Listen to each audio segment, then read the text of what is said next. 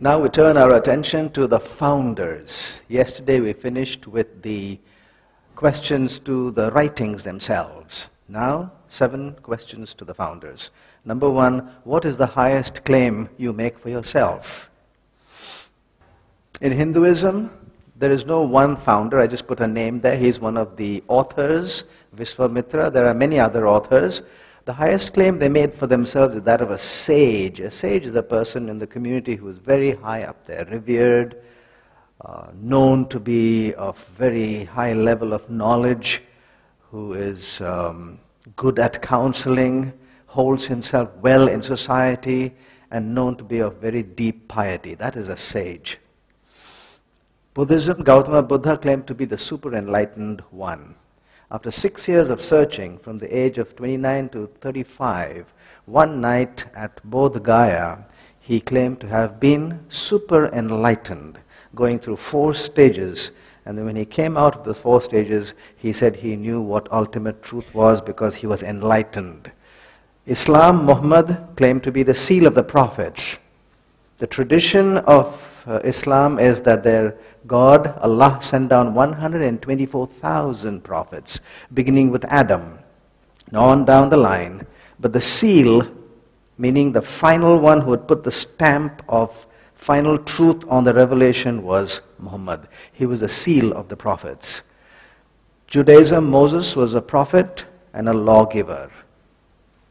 When he came to this man, Jesus, he said he was the Son of God.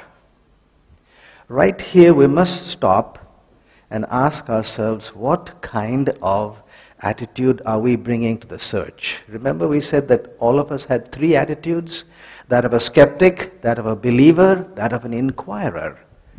The first inclination when you look at all these 5 is to say that the line is drawn here for the simple reason that a sage and an enlightened one, a prophet and a lawgiver are all human. This is a superhuman claim. So immediately I stepped back and I said, ooh, what is he claiming to be? He's dressed just like me, eats food just like me, goes to work, struggles every day at his carpenter's shop. What gives him the right to call himself the Son of God or God? So the first inclination is complete disbelief. But that wouldn't be fair. That would be becoming a skeptic. Or the other way is saying, well, the people say that he is, so I'll also say he is God. That would be a believer. No, we must be an inquirer. And if you are an inquirer, you must scrutinize that. Clearly, that was the highest claim anybody made. All the others were in the realm of our own living. That is in the realm of the supernatural. He claimed to be the Son of God. How would you go about trying to see whether that claim will match anything? One possible way is to accept that he was a human making a big claim. So the question is, what kind of humans who are ordinary make those big claims? What kind of a person or a being could ever call himself God? Mad? Deluded? An incorrigible pathological liar? A megalomaniac, egomaniac, or truly God? Did he fit into any of those? How about mad, deluded? What did some great thinkers say about him? And usually we talk about philosophers and those who have, waxed eloquent about what they think. But I am going to point out to a quotation by a world emperor. His name is Napoleon Bonaparte. At the end of his days, the people asked him to just consider a peasant whose name was Jesus. And he said, why should I consider a peasant gone thousands of years ago? They said, no, just consider him. Just think about him. And in his days of exile, he did consider and went through his life and his claims, and this is what he said. Everything in Christ astonishes me. The nearer I approach, the more carefully I examine. Everything is above me. Everything remains grand, of a grandeur which overpowers. Neither history, nor humanity, nor the ages, nor nature offer me anything with which I am able to compare it or explain it. Here, everything is extraordinary.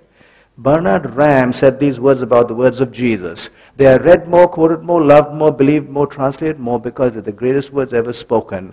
And where is their greatness? Their greatness lies in the pure, lucid spirituality in dealing clearly, definitively, and authoritatively with the greatest problems that throb in the human breast. You don't have to agree to that. All we'll have to say that all scholars, serious scholars, who have looked into the teachings and the words of Jesus, not a single one of them has ever called him deluded or mad. Was he a liar, an impostor? Not likely. Because of what happened at the Sanhedrin trial. The Sanhedrin were the religious leaders of the day in the Jewish nation. They were also the judges. And it was judgment time when they had called Jesus to be a defendant. And they asked him this very specific question that we are asking today. I was asking now in my age. Tell me, are you the Son of God? You made a big claim. Now tell me if you are the Son of God. Really, truly. Jesus was a thoroughbred Jew. He knew that this Sanhedrin had the power to pass judgment on him because they were judges. He knew if he ever said he was the Son of God, he would go straight to his death. Now, anybody in their right mind, clearly thinking, they would bring truthful evidence to escape the death sentence. A defendant. Defendants throughout history are also known to pull some amount of falsehood into the picture to escape the death sentence. Nobody in his right mind has ever been known to cling to falsehood to bring on the death sentence. Imagine going home to your spouse and your children and telling them, you and I know I didn't murder the guy. They're accusing me of that murder. But I didn't do it, but you know what? I'll just go and tell the judge I did it. And after I will cling to that and I will say I just did it until they take me to the gallows and hang me. How does that sound? It does not sound reasonable at all. Nobody in his right mind will cling to a lie to bring on the death sentence. Jesus at that point answered in affirmation. He said, I am, knowing fully well that he would go to his death. Therefore, an inquirer like me, looking at that, will say, that cannot be a lie. He fully believed he was the Son of God. And when you say something that you fully believe, you are not called a liar. Megalomaniac?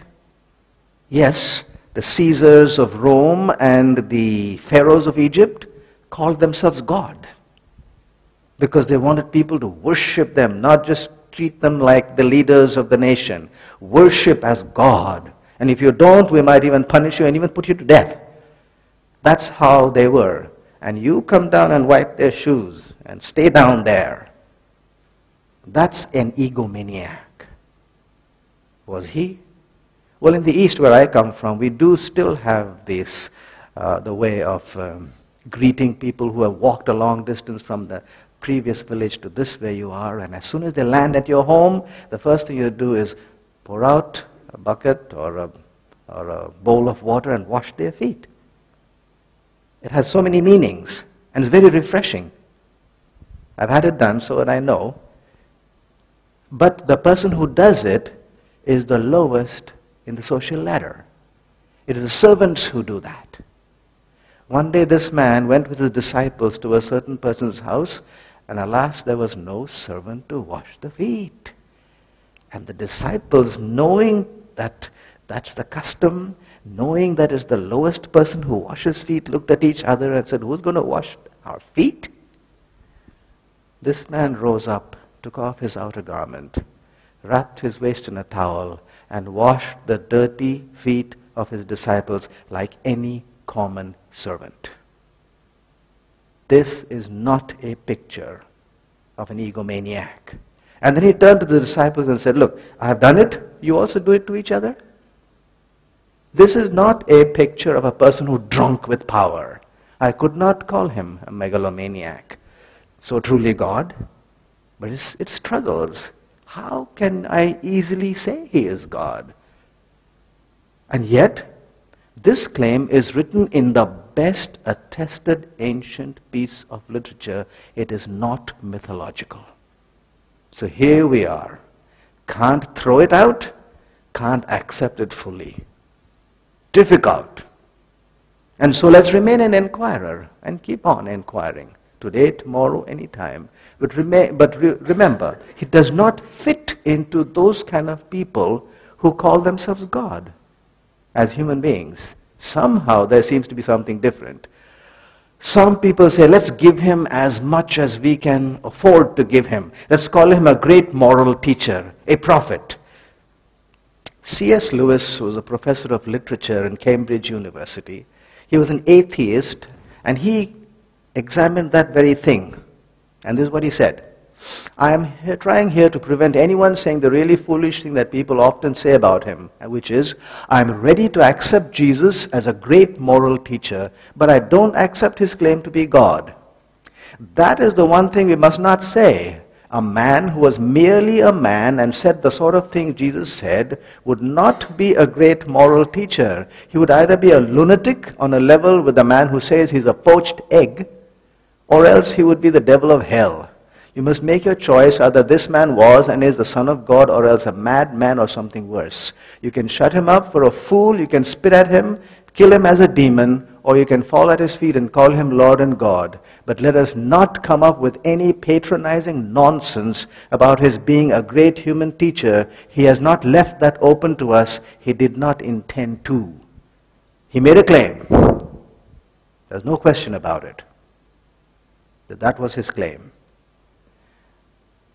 Some people say, for instance, Richard Dawkins, because I think somebody was telling me the other day they had read his book, The God Delusion, in which he says, well, he was honestly mistaken about that claim. Now really, if you're an inquirer, let's look at that word honestly mistaken. You can be honestly mistaken about where you left your keys, or a face in the crowd. Are any of you ladies ever honestly mistaken about whether you are the Queen of England? Or are any of you guys, you're honestly mistaken about where your next meal will be, whether it's on Mars or Venus? No. You can be mistaken about a face in the crowd. You cannot be honestly mistaken about being God. That's a ridiculous proposition. It's such an intellect, clear as the sky, bracing as the mountain air, sharp and penetrating as a sword, thoroughly healthy and vigorous, always ready, always self-possessed, liable to a radical and most serious delusion concerning his own character and mission, preposterous imagination.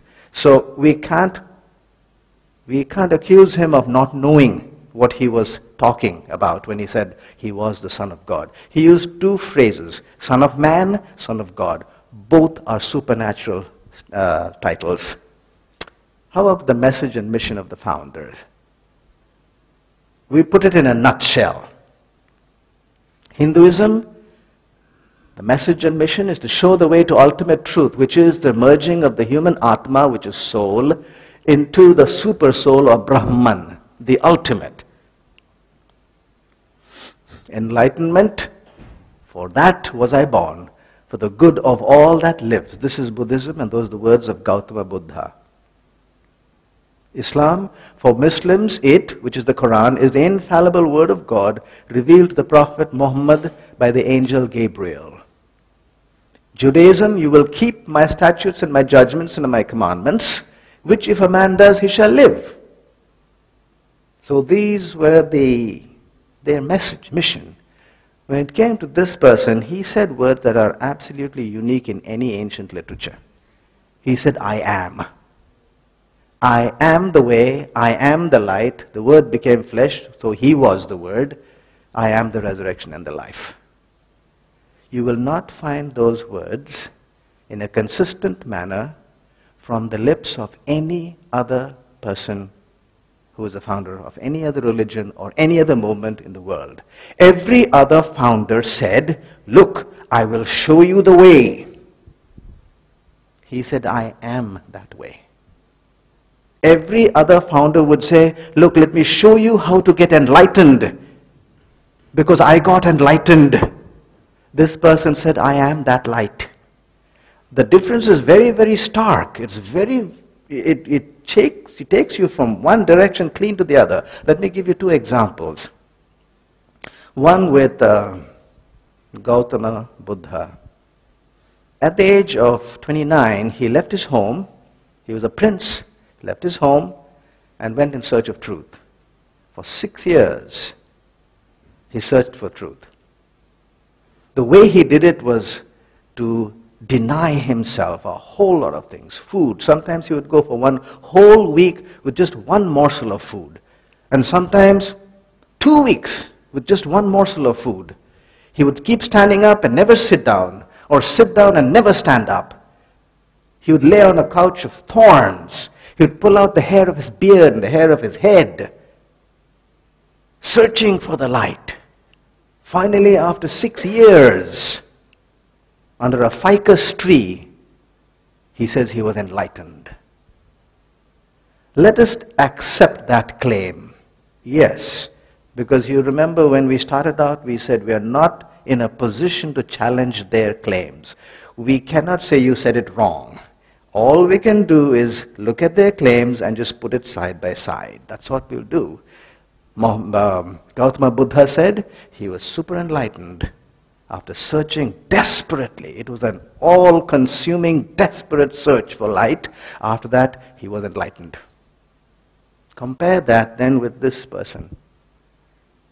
There is no record of him ever searching for light. There is no torturous process by which he went, denying himself so that he would get light. He simply said, I am the light. The difference is very clear. Whether it's true or not, we are not in a position to say. All we know, it is definitely different. Another comparison is with Muhammad. Muhammad was called the seal of the prophets. And one of the reasons he is called the seal of the prophets is because of one night experience. It's called Isra, night journey. One night, Angel Gabriel woke him up in Mecca and said, come along with me, and put him on the heavenly horse, steed. Buruk was the name, and flew him from Mecca to the Temple Mount in Jerusalem. As soon as they alighted on the Temple Mount, there was a ladder going up. It went through the 6th and on to the 7th heaven where Allah dwells. And the angel Gabriel took him up that ladder. Each ladder and each heaven was presided by a specific person. There was Abraham, there was Jesus, there was John, and all the rest. And finally they came up to the 7th, at the level at which Allah dwells. And that's spent some time there and then came back. There's a question whether it was a real journey or a mystical journey. We don't know. But when he said it to the people, they said, wow, that's a tremendous experience. And one of the criteria, the credentials that he could be called the seal of the prophets is because of this. Because he was taken up to the level of Allah. Let's grant that he did go up there. One night, he went up through the 7 heavens to the 7th, where Allah dwells, and then came back. So if we accept that, this man said, the place where Muhammad went to visit is where I dwell. That's where I come from. And I came down here for a visit. So when you look at that, the origins and the direction of travel is exactly the opposite. Inherent in Muhammad's claim is that he lives on this earth and went up to heaven for a visit. Inherent in Jesus' claim is that he lives there in the supernatural dimension and came down here for a visit. Who will know more about Byron Bay? Somebody who has lived here all his life? Or me, who came from, say, India and then was driven around here and taken to the lighthouse and took some pictures and the next flight went home? Who will know more about Byron Bay and the truth about Byron Bay? That's the point. Teaching versus life. This was to me a real acid test. A test that I thought was strong and basic. And here's the question I asked of these founders. You brought some good teachings and some tremendous principles. How did your life match with your own principles and your own teachings? This is one of the teachings. When a man gives up all varieties of desire for sense gratification, then he is said to be in pure transcendental consciousness. A person who is not disturbed by the incessant flow of desires can alone achieve peace. All religious literature, the world over, when they describe incessant desires and sense gratification, it also includes the sexual part of our makeup. When Ayana Ghosha heard of Radha's adultery, Radha was Ayana Ghosha's wife. And Krishna, the god of the Hindus, had committed adultery with Ayana Ghosha.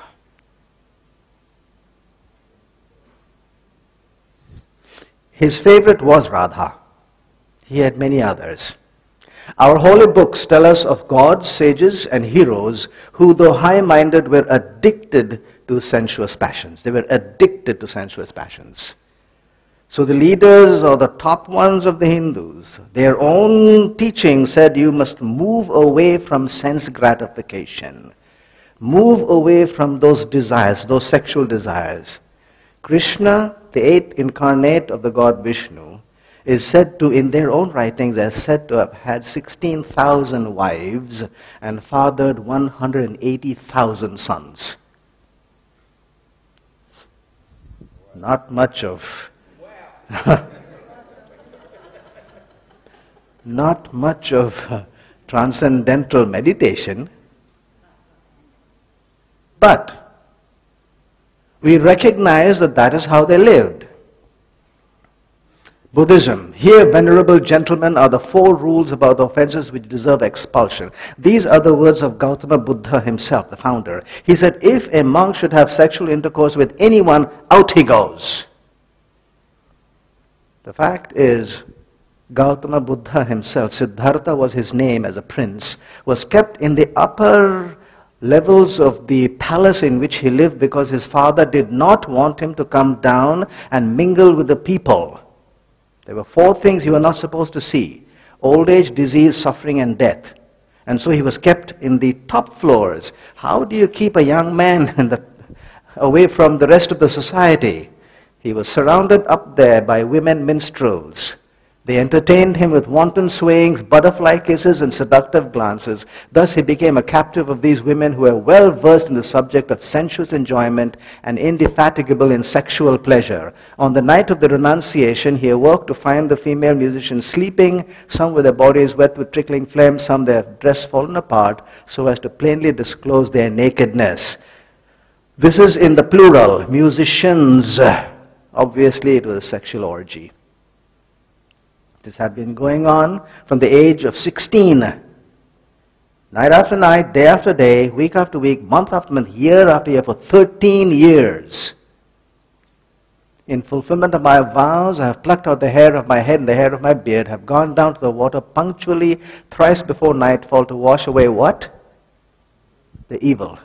Now, I'm not calling what he had evil. These are his own words. There was evil there that needed washing away. Islam. Then you may marry other women who seem good to you, 2, 3, or 4 of them. Chapter 4 of the Quran is the only place which allows a Muslim to marry up to 4 wives. And so in many of the countries where you have monogamy, they do allow a Muslim to have more than one And this is the only place, the maximum is 4 over there. In the traditional writings of the Muslims, Muhammad had 11 wives. Chapter 48 says, we, who is Allah, have given you, Muhammad, a glorious victory so that Allah may forgive your past and future what? Sins. It's not me who's calling sins in him. Those are their very words. Did he not find you in error and guide you? Those sins needed forgiveness, and they were found in Muhammad. Muhammad is supposed to be called the most ideal man to a Muslim, and it is true. They revere him, not at all like Allah, because Allah is Allah, God. But as a human being, he's supposed to be the most perfect human being. But he still had sins, mistakes. Thou shalt not kill, says Judaism. Thou shalt not commit adultery, thou shalt not bear false witness. Let's look at 3 of them. So Moses, he looked this way and that way, and we saw no one, he killed him and hid him in the sand. What's that? Murder. Abraham, so he went into Hagar and she conceived. Hagar was not his wife. That's adultery. And then he goes and tells another king that she is my sister. A half lie. So a towering personality like Abraham, still falling short. David sent messengers and took her. Who is her? Bathsheba. Bathsheba was not his wife. Right away there is adultery. And then to cover it up, he sends the husband to the forefront of the battle, specifically so that he would be killed. Set him in the forefront of the battle. Move away from him, he told the commander, so that he will die. By any standards, that is premeditated, cold-blooded murder. None of the 3 Hebrew greats were able to match up to their own teachings. None. When it comes to this person, we're about 12 out there. Pilate was a Roman governor. Romans and the Jews were not friends at all. But this is what Pilate said. I have examined him in your friends. I found no fault in him. I find in the book of John, I find no fault in him at all. And then he quotes Herod and says, Herod also did not find. And Herod was a foreign king. Number 3 is Pilate's wife. In the record says, that man is just, he's good. Roman centurion number 4, at the cross he said, certainly this person was a righteous man. Number 5, one of the persons crucified along with Jesus, he turned to the other criminal and he said, we are dying for what we did. This man has done nothing wrong. These 5 looked at him from a distance. They may have heard about him, but others were very close to him. For instance, John, his disciple. After watching him from morning till evening, day after day, week after week, month after month, for 3.5 years, his conclusion is, in this person, there is no sin. Another disciple, describing him without blemish, without a spot. Disciple Paul, he was in all points tempted as we are, yet without sin. Number 9 is a very unusual testimony. Jesus is the only founder of a major religion whose name is mentioned in another major religious writing. He is mentioned 90 times in the Quran. 16 times he is identified as Isa bin Maryam, Jesus the son of Mary, not just any Jesus. 11 times in the Quran he is given the title of Messiah. And in chapter 3 and verse 46, the Quran says this, he shall preach to men in the prime of manhood and shall lead a righteous life. A disloyal disciple like Judas, he said, I am the one who have sinned. He is innocent.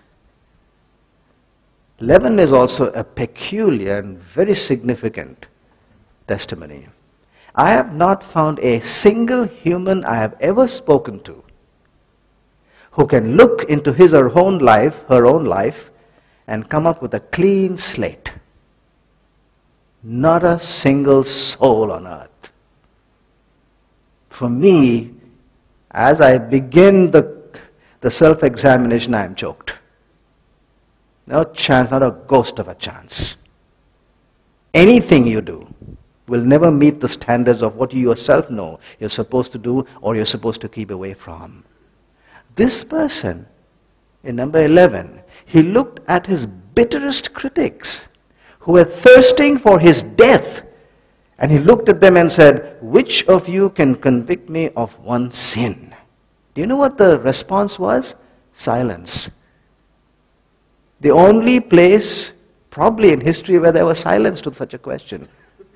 Compare that with Kung Shu. Kung Shu is the Chinese name. His Western name is Confucius, the founder of Confucianism. He said, how dare I claim to be a sage or a benevolent man? And everybody acknowledges Confucius as a person who lived a very pious, high life. And look at what he said about himself. So in that context, and in the context of your experience and mine, for a person to say, I'm looking into my mind, into my deep recesses of my conscience, I cannot find anything wrong at all, is a tremendous and unusual and unique testimony. Number 12, and that's the last one. Are you then the Son of God? They asked him during his trial at the Sanhedrin. The key over there is not that question, but the change. The Sanhedrin was a judicial body too, and according to their traditions, at least 23 members were to be present to pass the death sentence. So we know there were at least a panel of 23 judges facing him. This was an open trial during which you could bring witnesses and weigh it out. And time after time they brought witnesses and simply could not convict him.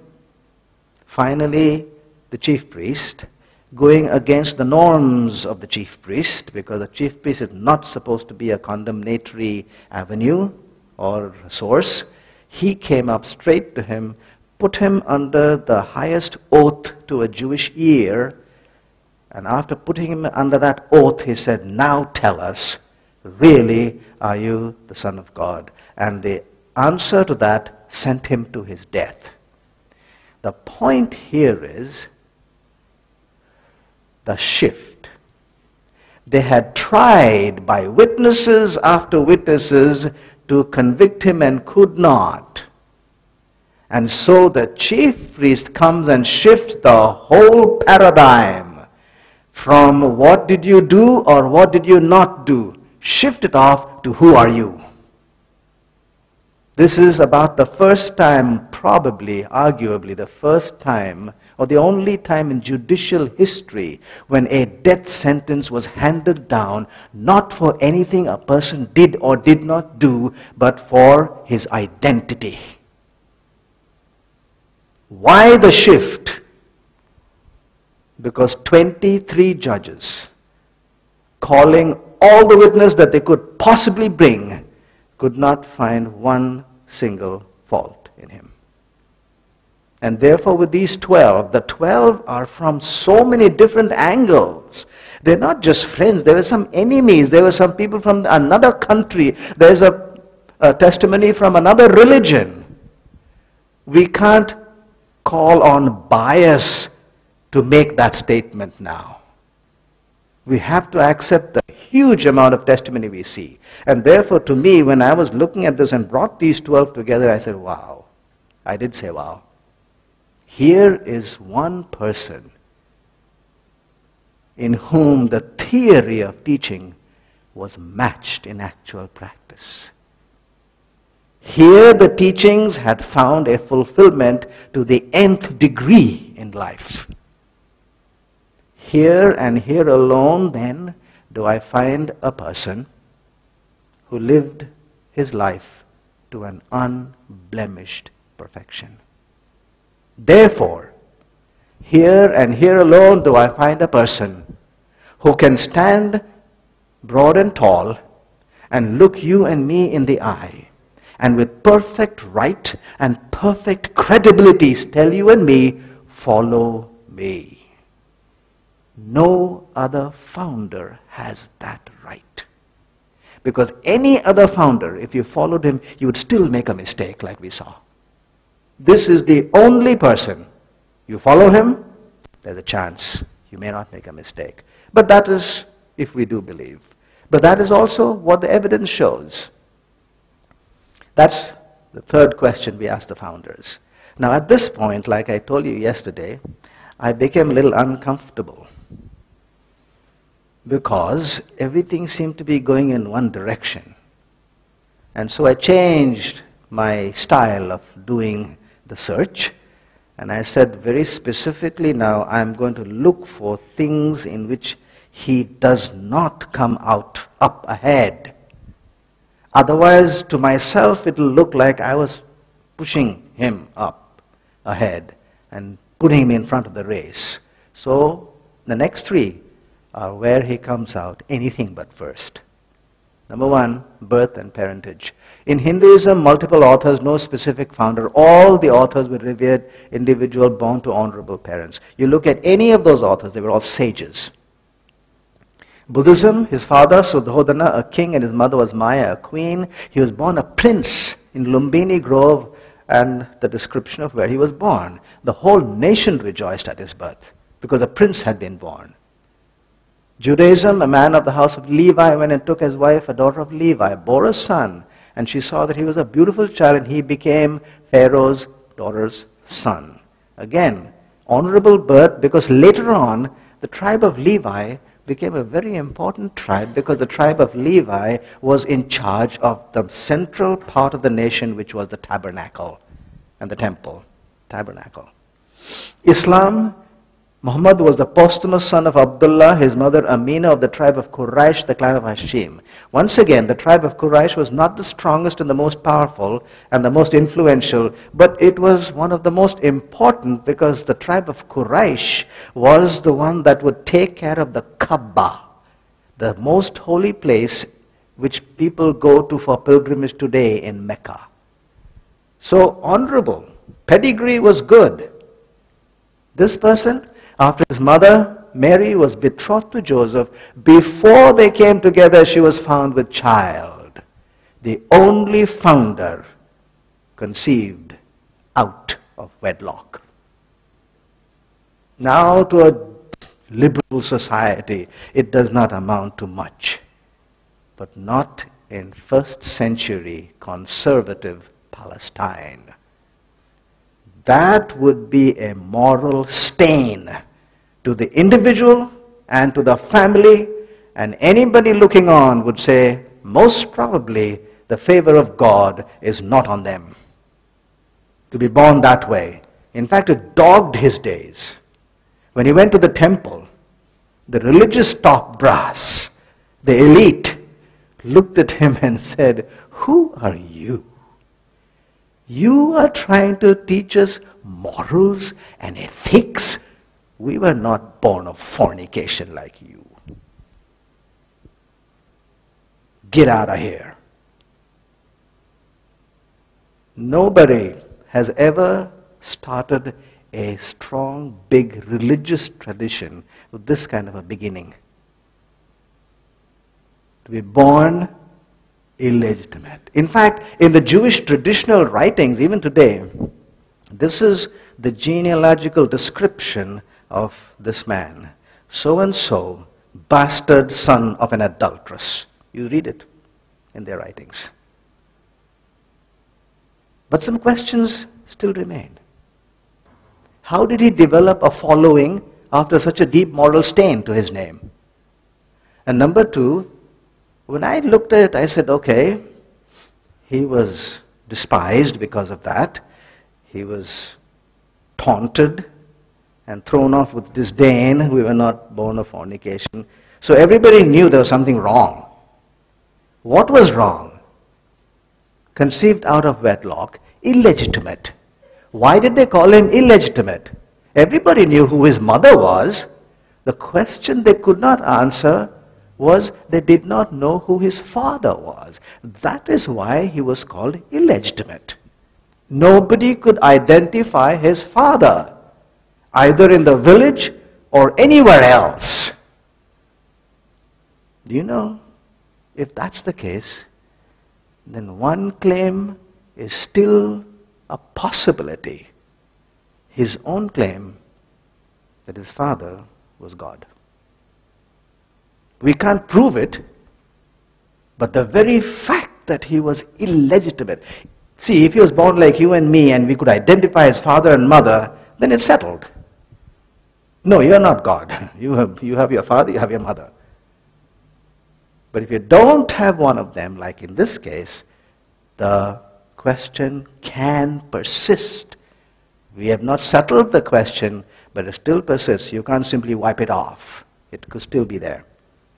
The length of ministry, Hinduism, the time was many generations. Over generations, the Hindu thought was formed, and in the end there was a highly organized society. Today the population nearly 1 billion. Buddhism, Gautama Buddha began at the age of 35, and for 45 years preached and taught and organized societies.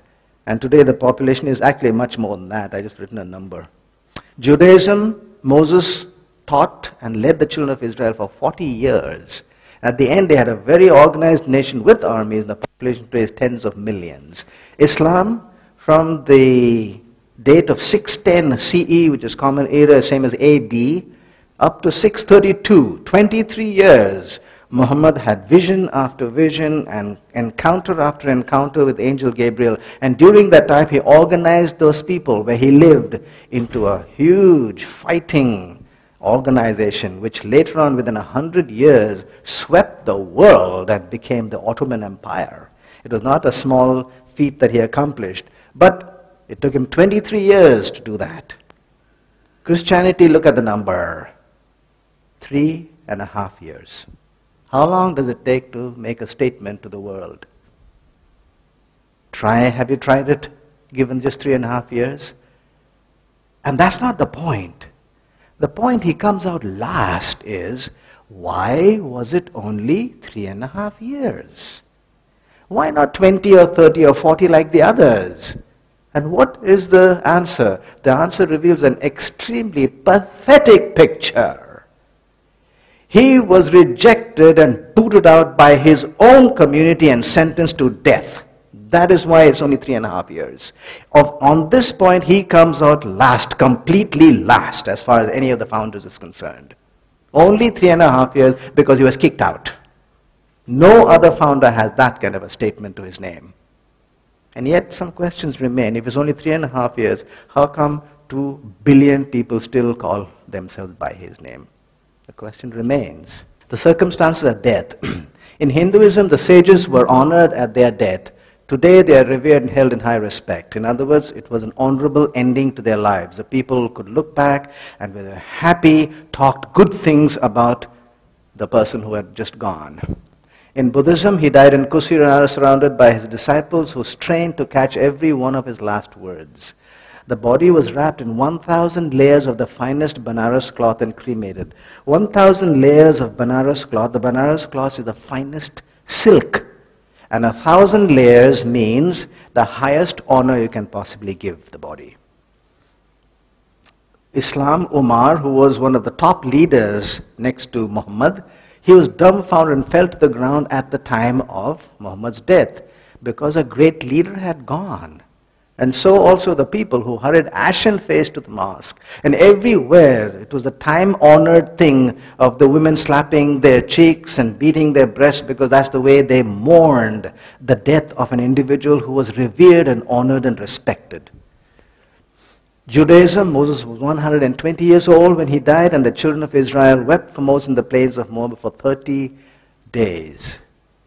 30 days, state mourning. Flag flying half-mast. The whole nation paralyzed. That is the way they showed respect for this great departed leader. Christianity, entirely different, the worst. With him were also crucified 2 robbers, one on his right and the other on his left, and he was numbered with the criminals. He died a criminal's death. The least honorable of them all. No other founder went to that kind of ending in his life. And therefore, at this point, you compare the founders, he comes out utterly last. Every other founder had a wonderful ending. Every other founder could look back at his life and say, what a life I have lived. Look at how much I have changed the landscape. Village after village has accepted my teachings, and the society itself has been changed because of my message. This person, nothing. When he finished, he was finished off as a criminal. Not only that, at the 9th hour, Jesus cried out with a loud voice saying, my God, why have you forsaken me? No religious tradition can ever be founded on a statement that he is forsaken of God. That's a hard way to end life and still try to make a religious movement. Why did the leaders want him crucified?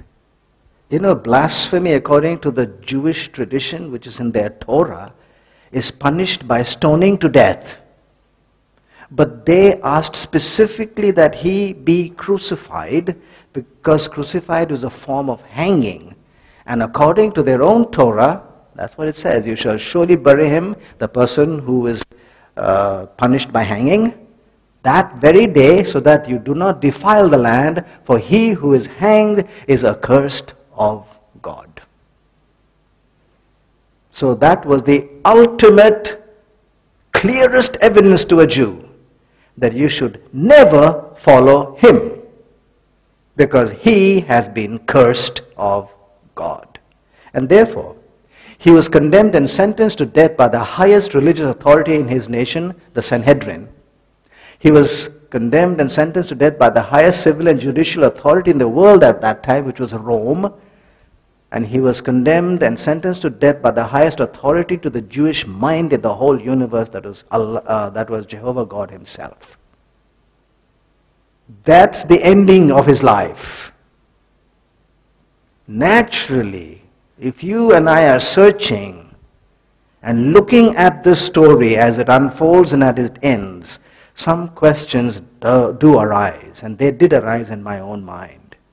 And the questions are these: if he really died such a criminal's death, and he did, how come some of the greatest painters on earth have taken his themes and made some of the most beautiful paintings in the world today, in some of the most prestigious museums? How come some of the greatest sculptors have taken themes from this criminal's teachings? How come some of the greatest institutions of learning have started out in his name? Would you like to start out an institution and put a criminal's name on some of the central buildings? Difficult to imagine that, but there's a question. How come? How come people go out in his name? A criminal's name, half naked. Actually, the truth is, not half naked, completely naked. Everyone who was crucified completely naked. So, a naked criminal dangling on an instrument of torture, and you want to go out and talk about him and go out in his name? The fact is, I am from the East, and so I know that. My color is brown, and I see people sometimes, I've seen them, they're different color from me, they're fairer than me. They've come to my country, India. They don't live sometimes in the cities. They go out to the villages. Sit with those people there in the dust, in the mud, in the muck. Drink their dirty water, eat their dirty food, contract their diarrheal diseases, and sometimes die with their little babies also, right there out in those villages. I have seen it. And then sometimes they are buried in little mounds in the earth with little mounds of dirt over their bodies without even a name tag nearby. Naturally, I will ask the question, what in the name of anything causes them to do this? They've left their air-conditioned places here. They left all their family here and go out like that and die. Can anybody give me an explanation? Why point to a naked body hanging on an instrument of torture? Why not point to some business tycoon or some emperor or some king who can take care of your family after you are gone? Why point to this kind of a criminal? If he really was a criminal, if he really was finished off like we saw, and that's the truth of the matter, then can anyone explain why the whole human race of the Julian calendar has placed him at a pivotal position that has split the human history into two, BC and AD? Every time you write a letter, every time you write a check, you put a date down there, and that date corresponds to this criminal's birth. Amazing questions came to me at that time.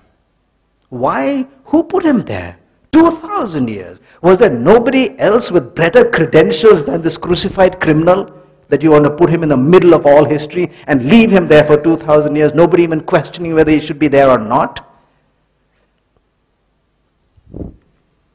The only founder to die a violent, shameful criminal's death.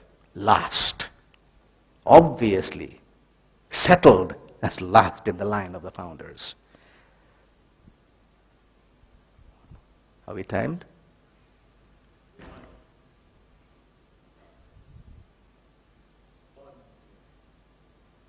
Let me go ahead for 5 minutes, and then we take a break.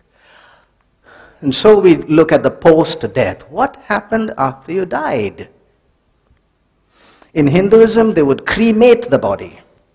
Mourning, they would scatter the ashes over and into the river Ganga or Ganges, which is the holiest river in India.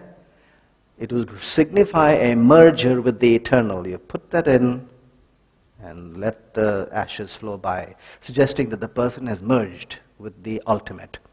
And then they would make memorials and shrines.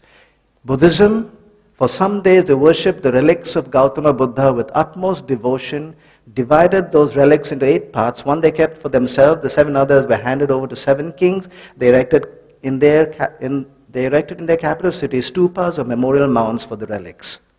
That's what happened after the death. In Islam, Abu Bakr died. Abu Bakr was the next leader. And only 2 years it was succeeded by Umar and then Uthman. Finally, in 656, Ali became the 4th caliph. This was the caliphate, the golden years. In other words, after Muhammad died, there were other leaders who took over and the movement was carried on. Moses, the servant of the Lord, died there in the land of Moab. After the death of Moses, it came to pass that the Lord spoke to Joshua, the son of Nun. And so Moses went, Joshua came up, and then the movement still carried on. Christianity, he says, I am with you always. I am he who lives and was dead. Wow.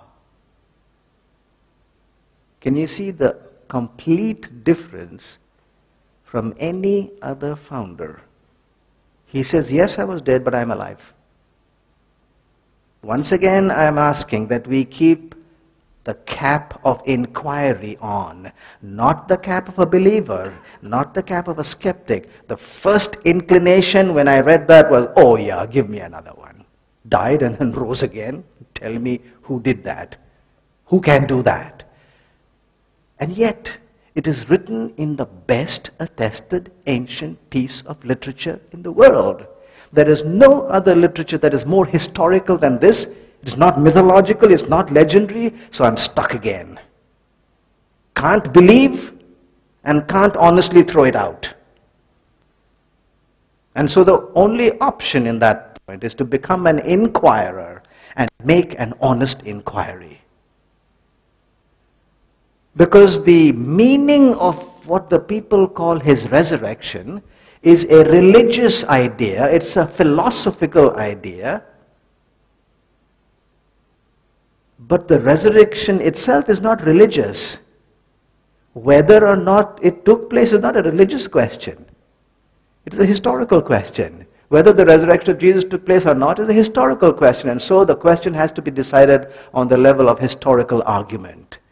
And not the meaning of resurrection. The meaning is the Christian idea. But whether or not it took place is anybody's option to look and see.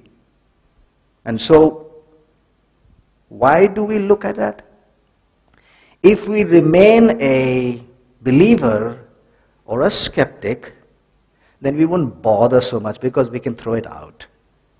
But if you are going to be an inquirer, then to face up to a claim in which a man has said he has died and has risen again, it's either the greatest miracle that he is trying to talk about, or it is the greatest delusion and hoax in history. Are you with me? There is nothing in between when a person makes this kind of a claim, that he rose up from the dead. Topics of this nature are huge. They have many, many ramifications. And when anybody makes a claim, naturally questions arise, many questions arise. And I'm glad that there is an interaction between you and me, because some of those questions are some pretty good, tough, hard questions, and that's nice. The harder the questions, the more your mind is able to work, and the more an inquirer you become. And I hope we will always stay inquiring in our minds. I am unable to go through all of that for lack of time today, but I think we'll make a plan so that we will answer all those questions at some point. Some of them are really, really good. And some of those questions I think you and I will have to say, I don't know. And that's good too. That's okay. Because like we said, the number one characteristic of an inquirer is that he is humble and honest. So I'm glad we had some good questions. Okay, here we go. It is either the greatest miracle that is being claimed, or it is the greatest delusion and the worst hoax in history. Now, when I looked at that, I said, oh, so how do I decide whether it's a miracle or a hoax? 2,000 years later, would there be enough of material for me to make some kind of an inquiry? That's when I read Wilbur Smith's statement, and it says this: let it be simply said that we know more about the details of the hours immediately before the actual death of Jesus than we know about the death of any other one man in all the ancient world. He was a peasant, carpenter turned itinerant preacher. He was not a military general or an emperor or a king, and yet we know more about this man's death than of any other one man in all the ancient world. We know more about the burial of the Lord Jesus than we know of the burial of any single character in all of ancient history. Wow, I felt pretty good about that. Then I said, I can't possibly, look at that record and try to see if there's some factors and some details that either contradict and show it all to be a hoax, or something that might be sort of consistent. Aristotle's dictum: when you look at a piece of literature which was written when you were not alive, then it's best to give the benefit of the doubt to the document itself and not arrogate it to yourself, because you were not there. You don't start off by saying he's a liar. That was not an inquirer's mind. An inquirer's mind is to make an honest inquiry. We don't start by saying it's false. Similarly, you must listen to the claims of the document under analysis and not assume fraud or error unless the author disqualifies himself by contradictions or known factual inaccuracies. So that is the basis by which we will do it. We will start off by saying, okay, they told us. We are wondering whether it stands scrutiny or not. We don't start by saying, oh yeah, it's true because somebody else said it's true. Nor do we say it's completely false because they were his friends who wrote it. That is not acceptable to an inquirer.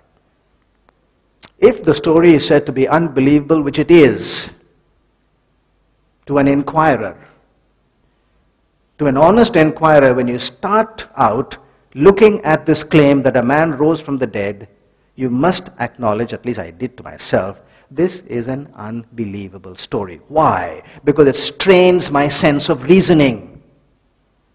What could the correct story be? So we're going to correct the story if it is wrong. But if we make a correction, it should fit in with the rest of the story. It should not strain my sense of reasoning. Otherwise, all we've done is jump from the frying pan into the fire. So don't tell me another explanation that is equally ridiculous.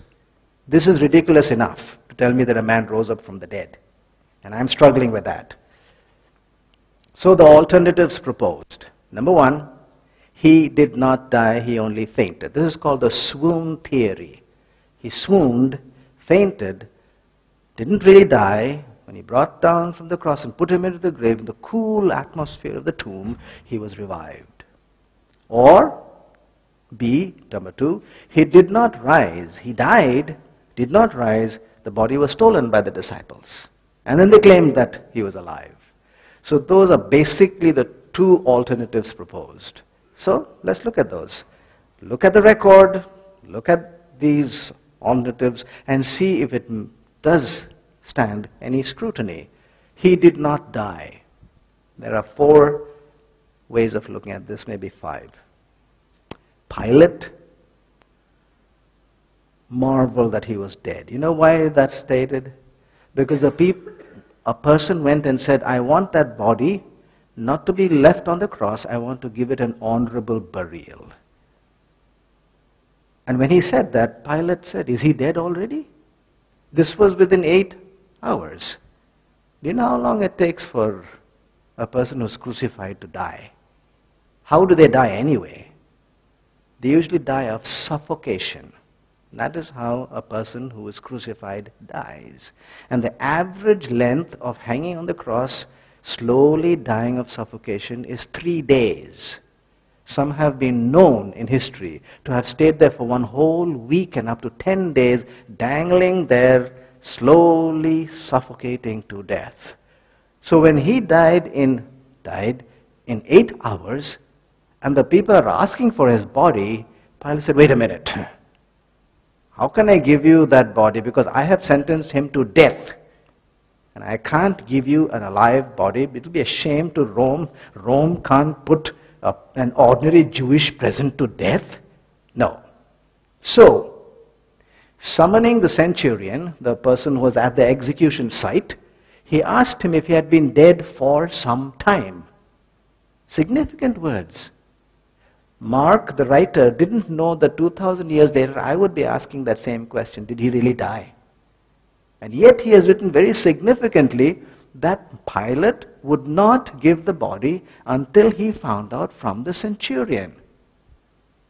So when he found out from the centurion, then he granted the body. So how did the centurion know that the body was dead? When they came to Jesus and saw that he was already dead, meaning lifeless or still, they did not break his legs, but one of the soldiers pierced his side with a spear. This is how the centurion was willing to take the body down. He also knew 8 hours is too short. He'd been to executions before, most probably. They usually hang there for 3 days. And here Pilate wants the body down, and it should be a dead body. And when they come, the other thieves who are crucified are still writhing and struggling and screaming and shouting, and this person is completely still. Appears to be dead, but how should he bring him down? What if he's still alive? And that's when he called for a soldier and said, bring your spear. Deal with him, then we'll bring him down. And these soldiers were the best trained soldiers in the world at that time. They were trained to fight against another soldier who was equally agile and strong and trained like he was, so that he could use his spear against that other soldier and kill him. That was the intent of a soldier. How difficult would it be for a soldier then to use his spear on a body that was still? Easy, one thrust. And scholars tell us that if he did not die of crucifixion, he would have died of that one thrust, because that is what it was meant to do. The centurion was not going to bring the body down until he was dead. That's what he did. And John, the writer, says, this soldier pierced his side with a spear, and immediately blood and water came out. Now, I'm a physician, so I do a little bit of looking into physiology. That was interesting. Blood and water. The blood contains cells which make the blood colored red. the fluid in which it moves is not colored, it is clear. It's called serum. And the only way you can have both is if the blood has remained still for some time. And then the cells will gradually settle down and leave the top part clear, serum. The doctors do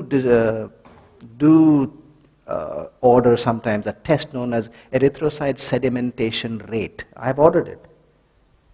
And the way you order it, I want a 1 hour sedimentation rate or a 2 hour sedimentation rate, because it requires the blood to be still and kept in that tube for 1 hour or 2 hours, and then the cells settle out, and the bottom part will remain red, and the top part will be clear. It's called serum.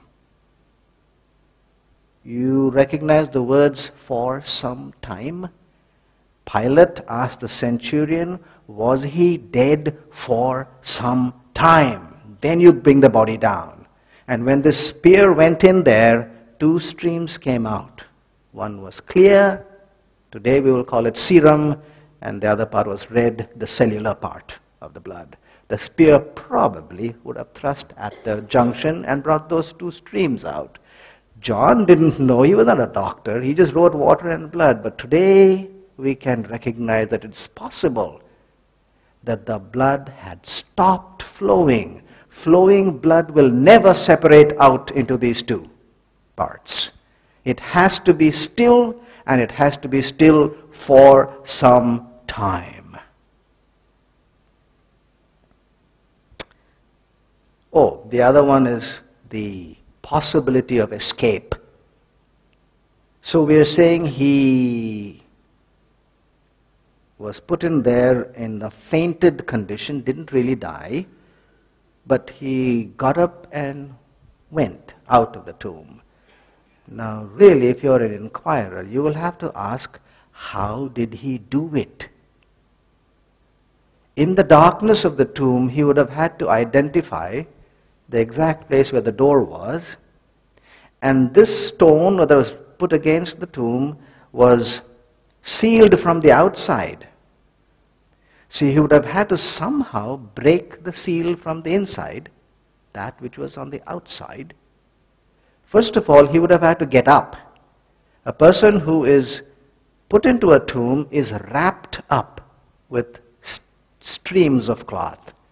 And they're wrapped pretty close this way, and if you look at the pictures, that's how it is. I cannot find a reasonable explanation of how a person could have gotten out of that, number one. Number two, he was crucified. That means his hands and his feet were pierced. After 24 hours, the swelling and the pain is the worst of any wound. So we are saying at the worst time of those wounds, swelling, painful, his back lacerated, his side pierced, the nails going through his palms and his feet, he got up and found the exact place where the seal was, broke it, and rolled away the stone, which is called golel. Golel in Greek signifies a big stone which requires multiple people to move, and then somehow hobbled off. Nobody chased him at all, to some place unknown to either Jew or Roman till today. Does it sound reasonable? Not to me. The fifth point there is, who all thought he was dead? Finally, when the body was given, Pilate thought he was dead, the Roman centurion thought he was dead, and the friends of Jesus thought he was dead. Why do I know that? Because they brought embalming stuff. Embalming stuff will get into the tissues and keep it preserved. And the process of keeping it preserved is in death. If you use embalming stuff to a person who is alive, you will kill him. So if the friends of Jesus used embalming stuff on him, then even the friends of Jesus thought he was dead. There was no chance of resuscitation or bringing him back. So if the enemies and the friends of Jesus thought he was dead, I today, 2,000 years later, have no reason to think that he was alive. So for all these reasons, I think the most reasonable conclusion is that he was dead when he was brought down from the cross. Was his body stolen? Let's look at how they said it. His disciples came at night and stole him away while we slept. These are the words of the soldiers who were posted around the tomb and kept there very specifically to see that nothing happened to the body. That was the picture. Pilate said, go ahead and put a guard so that nobody tampers with the body. And then the soldiers said, his disciples came at night and stole him away while we slept. You read that sentence and you know it's false. You know why? Because you are either asleep or you're awake. You can't be both. If you are asleep, how did you know that the disciples came and stole? And if you were awake, then you had the shields and the swords and the spears. How come you didn't stop them? So that sentence itself tells you that it's internally inconsistent to say, I was asleep, but I know who did it. The handkerchief, according to the story, was folded and kept in a place. Now honestly, which thief comes to your house to fold your clothes? No. The scene of a thievery is material that is rifled through. It is disorder. Nobody comes to steal and fold clothes when they know that the guard is just outside there. That you cannot explain.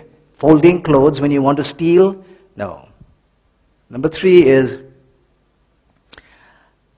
why did the Romans strip a person completely naked when they put them on the cross?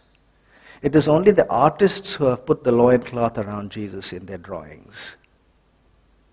A person who was crucified stark naked. Do you know why? Because everybody knew that this person was so vile, his crime was so heinous, that they would have to drag away from him every last vestige of dignity.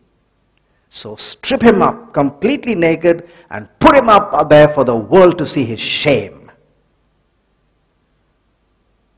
And then we are telling now, because when we look at the story, the body was gone, but the clothes, the wrappings were still inside the tomb. And therefore we must make the theory that the disciples took out a naked body. Now I come from the East. The relationship between a follower and a guru is very close and very loyal and very respectful. It's a psychological hurdle I am unable to cross when I see this. When they tell me that the disciples took away his naked body, you are trying to tell me that they were doing exactly what the Romans wanted to do to him and shame him completely to the last degree? Why would they do that? There is no explanation, because no follower of a revered guru or teacher in the East will ever even hint of exposing the nakedness of his master. That would be an unthinkable suggestion. And so to me, who comes from the country where it really took place, in the East, eastern parts, I find it a psychological hurdle I cannot cross. Because no follower will unwrap and make him naked, shame him, and take him out. What were they doing unwrapping him? There is no explanation to that either. If they came to steal, tell me, isn't it so much smarter to just pick the body and run? Why take the time to unwrap? And it's difficult to unwrap the cloth which has myrrh in it. Myrrh is a thing that causes it to become hard and firm. You unwrap that, again, no explanation. over there. Hard to give an explanation. And number 4 or 5, what motive did they have to do that? Had they planned earlier to do that and say he would rise from the dead? Only then they would do it. Are you with me? If they had made it planned as a conspiracy. But if there was such a conspiracy, then why did they run away from in the Garden of Gethsemane? They all ran and left him alone. If they really had a plan to tell the world that he was going to rise from the dead, then why would Peter deny a small damsel's pointing finger? If they really had the conspiratory plan, then he would have told that lady, he said, hey, come here. You see him now? Spat upon, slapped, derided. Let me tell you something. He looks bad today. Wait till Sunday morning. Then we'll see who he really is. If they had a conspiratory plan. But no, he ran away himself. And so they had really no motive. They were afraid. Why would they do this against the whole Roman Empire? Hard to find reasons. And therefore, the disciples, we say, have no motive. They had not anticipated his resurrection. If they had, they would not have fled or denied him. Now we go to the other side. If the story is true, just say that the story is true. Do we have today any evidences that have been left around to say that the story might be true? There are 3. The after effects of what happened, eyewitnesses, and what is known as dying declaration or deathbed confession. After effects, the change in the disciples and the fact of the Christian church. Perhaps the transformation of the disciples of Jesus is the greatest evidence of all for the resurrection. A little band of defeated cowards cowering in an upper room one day and a few days later transformed into a company that no persecution could silence. They were willing to face arrest, imprisonment, beatings, and horrible deaths, and not one of them recanted of his belief that Christ had risen. Think of the psychological absurdity of attempting to attribute this dramatic change to nothing more convincing than a miserable fabrication they were trying to foist upon the world that simply wouldn't make sense. If you are saying that they were doing that, you are relegating them to a stage or a level much less than your own mind, and that's not fair. What gives us the right to say that it was a fabricated story that they were trying to make up? Why would they make up such a story? Psychological absurdity. You know why? Because let's imagine. Let's imagine 12 people. We call them together and talk to them and tell them, hey, you know and I know he died. You know and I know we stole his body. And we put him in our backyard in a bag and buried him.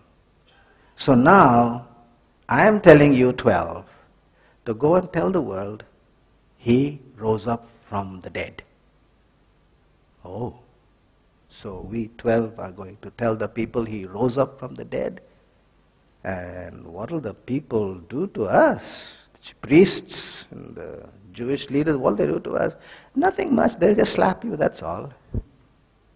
They'll just kick you around. They'll just whip you. They will just imprison you. And finally they'll put you to death. Oh. So really, what will it be for us, you know? Nothing. Just go die, that's all. But make sure you tell the story. Tell them exactly how it happened. He rose up from the dead. And then when we tell them that, they will slap us, they will spit on our face, they will imprison us, they will torture us, and they will kill us. That's right.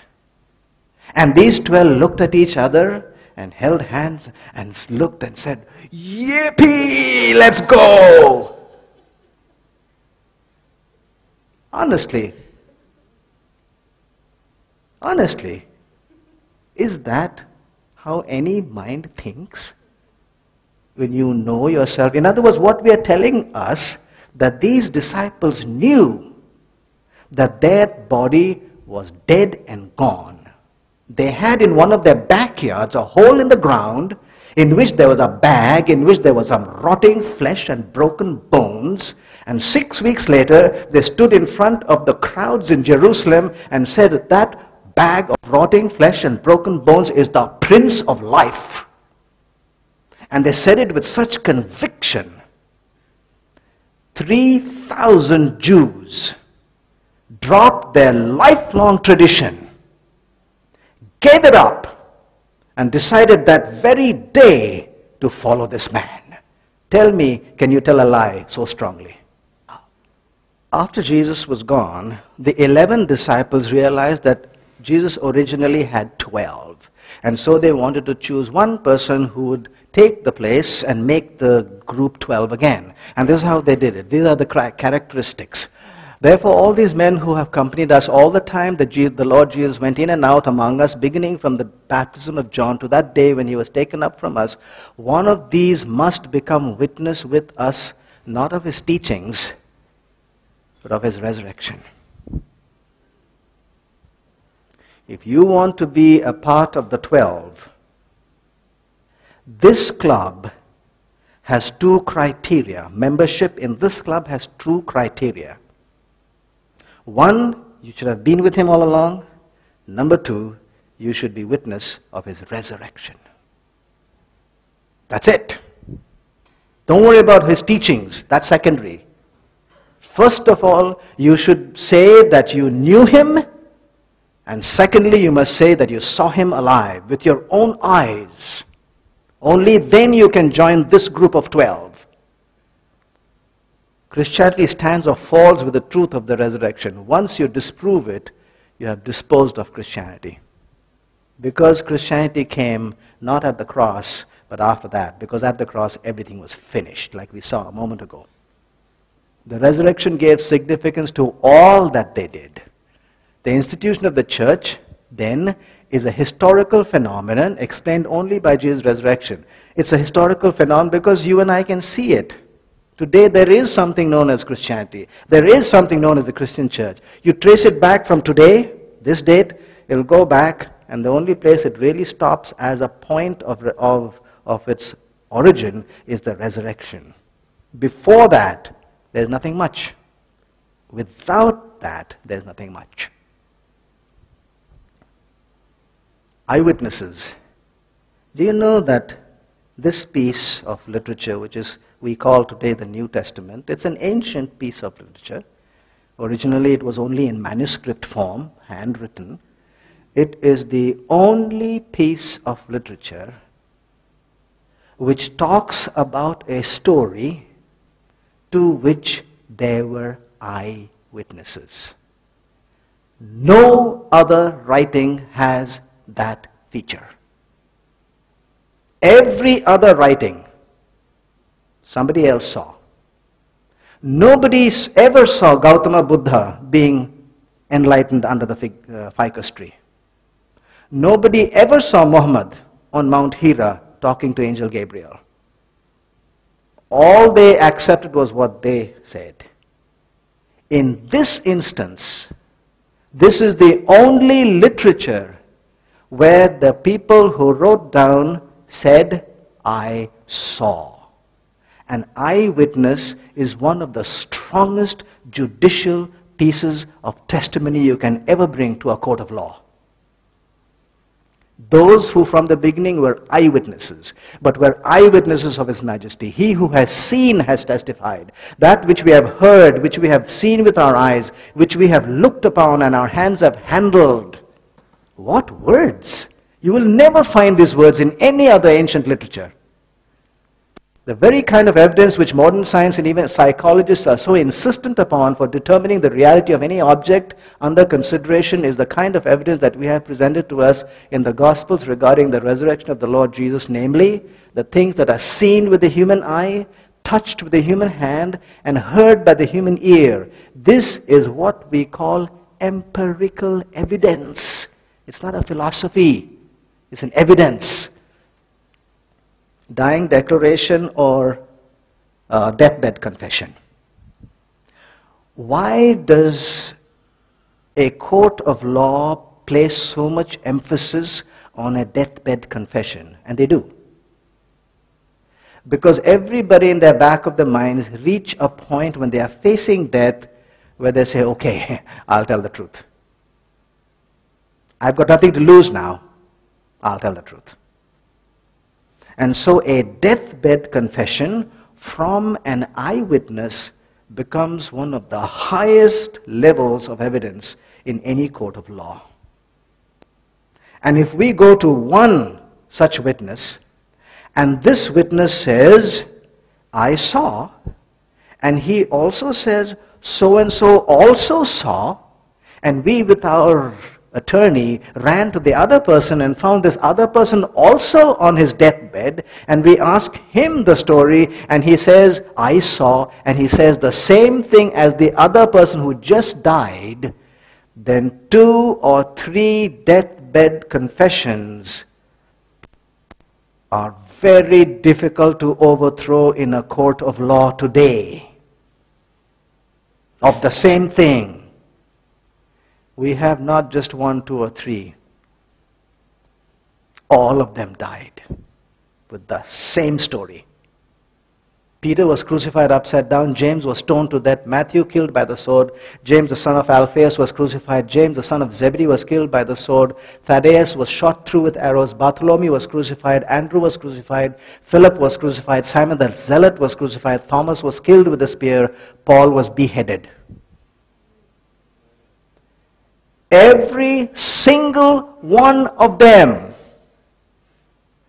no exception, facing death. And they were facing death because they were saying this.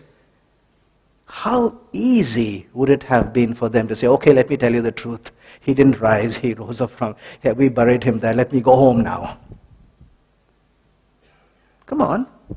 How easy would it have been? Let me go home to my family. Why should I die for what I know to be a complete and total hoax? But no. They faced every one of them. And they didn't die all together, boom, one shot. One, then another, over months and years. It was enough of time for people like you and me to sit down and reconsider. Shall I or shall I not stand by this? Why should I stand by this when he is dying for it? So they're going to kill me too. If you knew it to be a hoax and a lie, would it not be so much more reasonable in your own minds to tell the truth and save your skin? But none of them went back. We'll slap you. You can. We'll spit on your face. He rose up. We will whip you. He rose. We'll imprison you in stocks. He rose. We'll kill you. You can do anything you want. I saw him before. I walked and talked with him. I saw him as the risen person afterwards in bodily form. And let me tell you why I'm dying. Because he who has conquered death has told me that he will impart to me eternal life. And not only to me, friend, you want to kill me? Let me tell you, if you believe in him, he'll give you also eternal life. Go ahead and kill me. And every one of them went to his death. I don't think it is fair for us today, 2,000 years later, to say, well, they were just cooking up a story. You can't die for a cooked up story. It is too hard to give an explanation other than the fact that probably, most probably, they were telling the truth of the matter. So indeed, taking all the evidence together, it is not too much to say that there is no historic incident better or more variously supported than the resurrection of Christ. By all rules, not of philosophy or religion, by all rules of evidence, his bodily resurrection from the grave can be adjudged the best proved fact of all of ancient history. On that greatest point, we are not merely asked to have faith. in its favor as living truth, there exists such overwhelming evidence, positive and negative, factual and circumstantial, that no intelligent jury in the world could fail to bring in a verdict that the resurrection story is true. That's a quotation from Lord Darling, who is the Chief Justice of England. Now, can you imagine a Chief Justice saying overwhelming evidence and bringing his gavel down? Don't you think you and I, who are ordinary people, should give it some credibility? That a Chief Justice of a nation says there is overwhelming evidence here? Thousands and tens of thousands of persons have gone through it piece by piece as carefully as every judge summing up a most important case. I have myself done it many times over, not to persuade others but to satisfy myself, and I know of no one fact in the history of mankind which is proved by better and fuller evidence of every sort to the understanding of a fair inquirer than that Christ died and rose again from the dead. And he's not just like you and me who walk the streets. He is chairman of the Department of Modern History from Oxford University. Arnold Toynbee wrote a huge compendium of history, study of history. In that, he devoted 80 pages to study anybody who called themselves a savior. Savior of the world, savior of the nation, savior of a community, maybe savior of the family. Anyone who called themselves savior, he studied. This is what he said. When we first set out on this quest, we found ourselves moving in the midst of a mighty marching host. In the last stage of all, our motley host of would-be saviors, human and divine, has dwindled to a single company of none but gods. At the final ordeal of death, few, even of these would-be savior gods, have dared to put their title to the test by plunging into the icy river, meaning death. And now, as we stand and gaze with our eyes fixed upon the farther shore, meaning what happened after death, a single figure rises from the flood and straightway fills the whole horizon. There is the Savior. He was looking to see who the Savior was. How did he test himself? There's only one person in history who has tested himself as a Savior by saying, I can be killed, but I will rise again. There is absolutely no parallel to this except in mythological writings, and we saw again, the basis of what we are saying is that this writing is not mythological or legendary. The bones of Abraham and Muhammad and Buddha and Confucius and Lao Tzu and Zoroaster are still here on earth. Jesus' tomb is empty. It is the concrete, factual, empirical proof that life has hope and meaning, love is stronger than death, goodness and power are ultimately allies and not enemies, life and not death wins in the end. God has touched us right here where we are and has defeated our last enemy. We are not cosmic orphans. We've gone these 3 evenings